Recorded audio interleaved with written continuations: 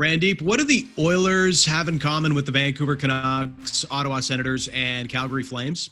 Not much from what I can see. What's up? Well, they all won 0 playoff games this year. It's too soon, man. Too soon. Come on. Okay. What do you mean too soon? No. First of all, didn't you pick the Oilers to win too? Yeah, I did. Yeah, you did. Okay, so who's the joke on, really? This is the part of the video that we apologize to Jets fans because I did say the Oilers would win easy in 5 games. Didn't work out that way. Yeah, you weren't the only one. I promise the jokes are done. I'm sorry. Never kick somebody when they're down, but I just did. And the reality is, yes, we both did pick the Edmonton Oilers, and they get swept away. They're getting chirped by Stephen A. Smith. They're getting chirped by everybody. How do the Oilers take the next step? Because the playoff disappointments, I think, are starting to get the eye roll from Oilers fans. Yeah, at first you could say it was growing pains. I think you're at that point now where the Oilers, looking at their 2 stars, they got to make some moves in the next couple of years here and win a cup or maybe multiple, but start with a couple of playoff series at the very least. And when we contrast the Oilers versus the Winnipeg Jets, yes, of course, we know the Oilers have the star talent. But what Winnipeg had and what was a deciding factor in the series was depth, and that's really the gap here that the Oilers have. They don't have those other pieces that you need in the playoffs. You need, sure, your star players to deliver, which McDavid and Draisaitl did put up points. They have for the last 2 years. We look at the last 2 playoff series against the Jets and Chicago last year. Reach, you have McDavid with 14 points, Draisaitl with 13, Nugent Hopkins has 12, and the next closest on that list of all players, Alex Chiasson with 4 points. So that tells you Ken Holland has to bring in other players that can score and can produce in the playoffs, play a playoff style game, but you need to pick up points. They're way too reliant on their top 2 stars. And I thought this would be the year that maybe that top 6 a little bit faster, maybe a little improved, could add some points. Clearly it didn't happen. Holland's got to fix that.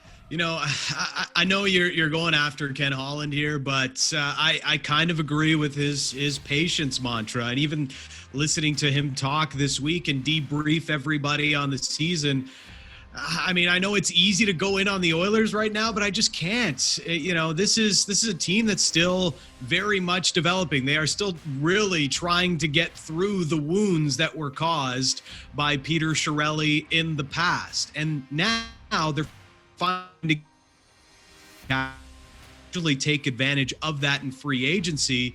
But you've got to realize you've got Jesse Puljujarvi, who took a big step this year and looks like he's on the right path and is going to be a big contributor for this team for years to come. Maybe he never lives up to the 4th overall selection, but he looks like he's going to be a big piece for the Oilers here.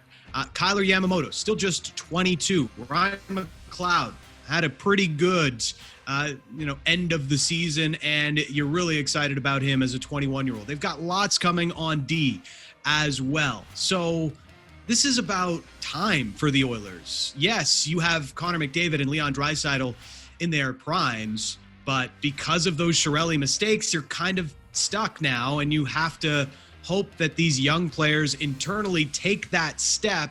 You're going to supplement a little from the outside, but you can't do too much because you can't just punt all your cap space and cap flexibility right away. Okay, you have to be patient to a certain extent because you need ELC contracts to provide you value and production. But here is the problem. You've got 2 players in their prime right now, and you cannot go into next season with a bunch of question marks. You need clarity. You need support.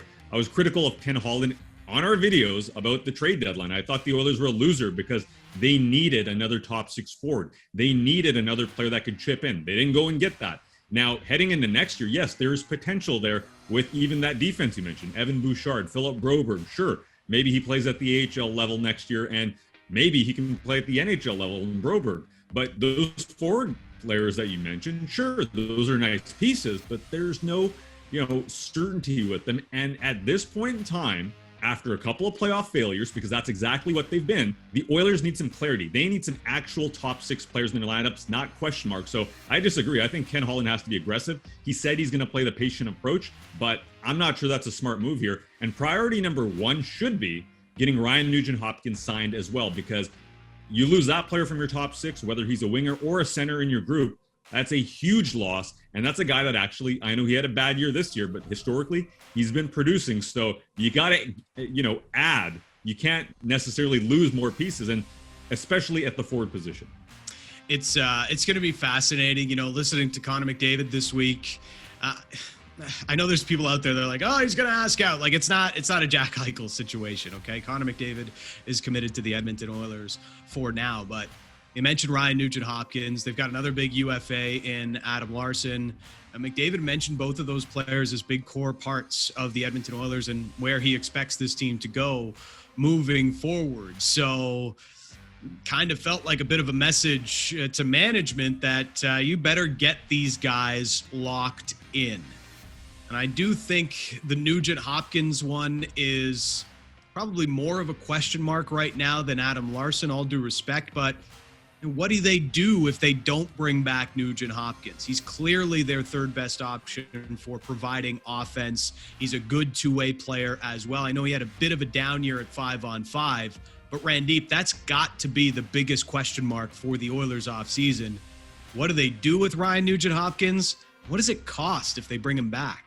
What is that ceiling, especially for a Nugent-Hopkins player that obviously on other teams he might be, an option 2 or 3 on the Oilers. He's definitely the option 3. He's not in the top 2. So that ceiling, especially with the COVID economy and the cap not going up, I still think it's around $6 million. And if he's looking for a raise, I'm sure there may be markets that might be interested. Columbus is looking for top 6 players. Detroit's always looking for additions as well, and Seattle might be an interesting team to look at as well. But Nugent-Hopkins has mentioned that he wants to stay in Edmonton. If he leaves, you're going to have to be aggressive in the trade market, because from a free agency perspective, who are you going after? Taylor Hall? Well, hey, there's a lot of rumblings that, first of all, going back to Edmonton would be hilarious. Second of all, it's not happening. It's not happening. But second of all, Boston, that move, there seemed like, there was discussion of an extension. That's the reason he chose to go to Boston. So I'm looking at that, forward group.